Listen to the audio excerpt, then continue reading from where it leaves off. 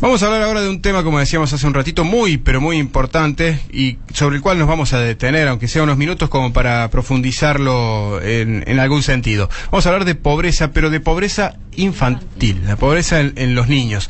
El número de la pobreza en todo el país, en general, lo tenemos más o menos todos en el radar, ¿sí? 32% de pobres, después que lo informara el gobierno hace unos meses.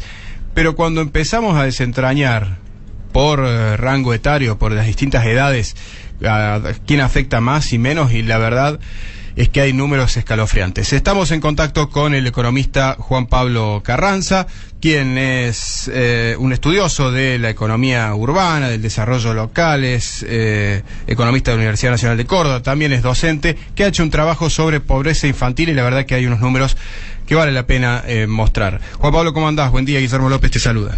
Hola, ¿qué tal, Guillermo? Buen día, Miri.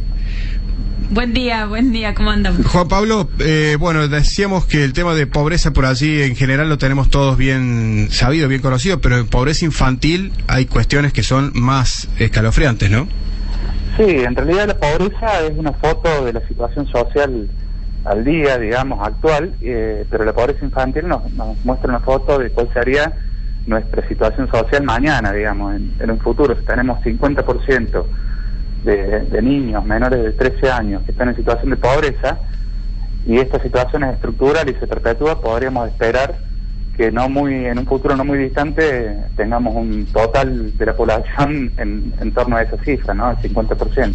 Sí, porque la pobreza uno por allí la mide con el nivel de ingresos, pero tiene consecuencias que afectan a distintas aristas de la vida social.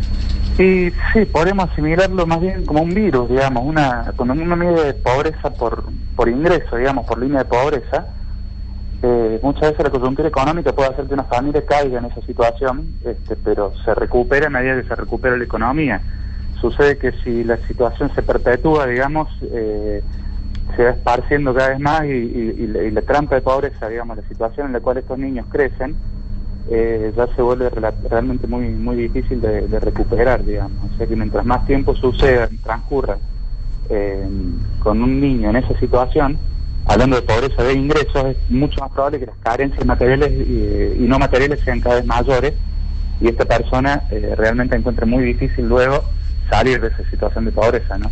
Según los números que has relevado, 1 de cada 2 niños en Córdoba es pobre, eso nos decías. ¿Esto es a nivel nacional lo que sucede en todas las provincias o Córdoba tiene alguna particularidad? Sí, el relevamiento está hecho en base a la EPH, la encuesta permanente de hogares del INDEC, que releva 32 aglomerados urbanos. A nivel nacional tenemos una pobreza infantil, como te digo, menores de 13 años, de 46,5%, y en Córdoba estamos en el 52,6%. Si ordenamos todos los aglomerados urbanos de mayor a menor, Córdoba está en el 10º lugar en cuanto a pobreza infantil. En el 10º lugar. En el 10º lugar, exactamente. Y en Córdoba, provincias, hay algunas, porque la EPH también mide algunos conglomerados urbanos del interior. ¿Es mayor, es menor? Mide Río Cuarto. Cuarto está en un 45,9%, un poquito menor que Córdoba. Lo alarmante también es no solamente la cifra de pobreza, sino de indigencia, en donde Córdoba salta del 10º al 5º lugar en cuanto a indigencia en menores de 13 años, ¿sí? Con un 12,7%. Explícanos la diferencia, Juan. El tema de la indigencia se mide en base a aquellas familias que no pueden cubrir sus necesidades alimentarias básicas. La pobreza ya contempla otro tipo de necesidades, otro tipo de consumo más allá del alimentario. Cuando uno mide línea de pobreza, frecuentemente la línea de pobreza está por encima de la línea de indigencia. Ya cuando medimos indigencia estamos hablando de niños que no reciben su aporte calórico diario, o al menos el ingreso para acceder a dicho aporte calórico, ¿no? Y así Córdoba está en el top 5.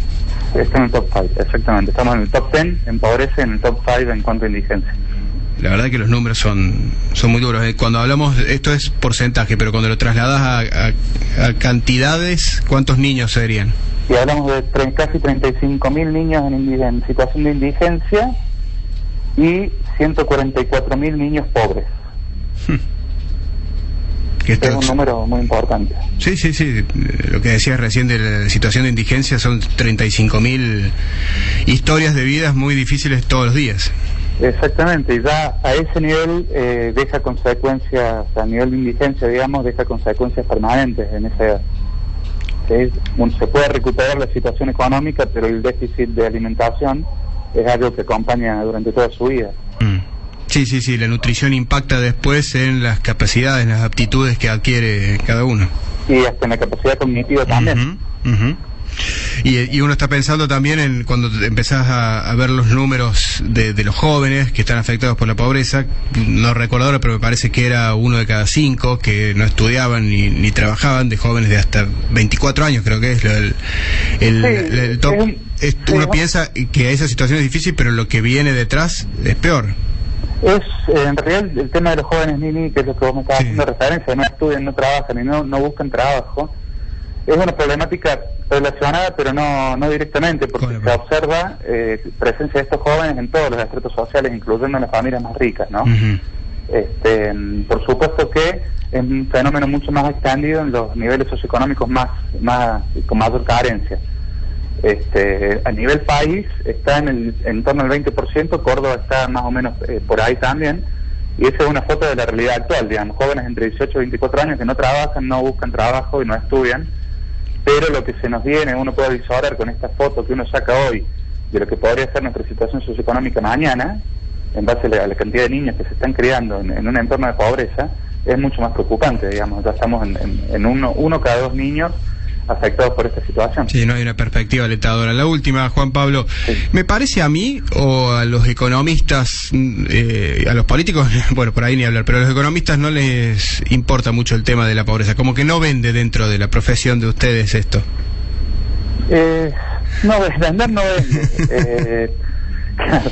El tema me parece que cuando la macroeconomía se agita como es hoy en día, digamos, un sonador es mucho más interesante, uno por ahí deja de prestarle atención a estas cuestiones que son estructurales, pero tiene mucho que ver la situación macro con la determinación de la pobreza por ingresos, digamos. También entiendo por ahí lamentablemente puede haber una situación de conveniencia en donde muchos economistas que por ahí estaban muy preocupados por esta cifra años anteriores, que no estaban en valores muy distintos a los que vemos hoy, ya no le prestan más atención a este tema, digamos, de manera, te diría, inexplicable, un cambio de foco de atención bastante marcado, ¿no? Me leíste bien, por ahí iba la pregunta, ese era el entre líneas de la pregunta.